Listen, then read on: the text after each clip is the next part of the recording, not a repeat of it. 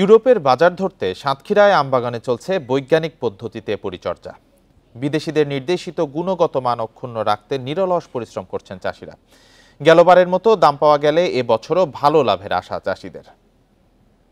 এই ঈদে জামা জুতো অ্যাকসেসরিজের ডিসকাউন্ট।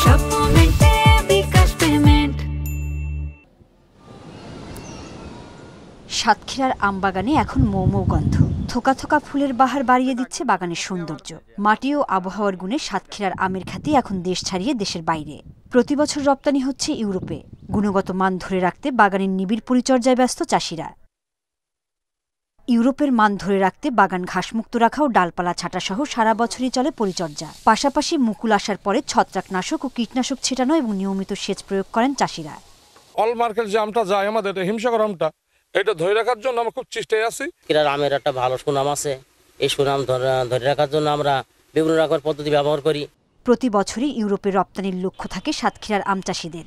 জেলার বিখ্যাত হিমসাগর রপ্তানি হয় ইউরোপ ও মধ্যপ্রাচ্যের বিভিন্ন দেশে। প্রতিদিন আমরা স্প্রে করি প্রায় 2000 লিটার পানি। 12-14 লাখ টাকার মতো গাছ কিনা আছে, কিন্তু সেই গাছে পরিচর্যা করে এখন মোটামুটি আল্লাহ পাক যেটা রাখছে এটা যদি থাকে আমরা কিছুটা স্বাবলম্বী হব। আম উৎপাদনের টার্গেট পূরণে মাঠ পর্যায়ে কাজ করছে কৃষি বিভাগ, জানালেন কর্মকর্তারা। সাতক্ষীরা থেকে যে আম রপ্তানি হতে পারে তার পরিমাণ নির্ধারণ করা হচ্ছে 150 মেট্রিক টন।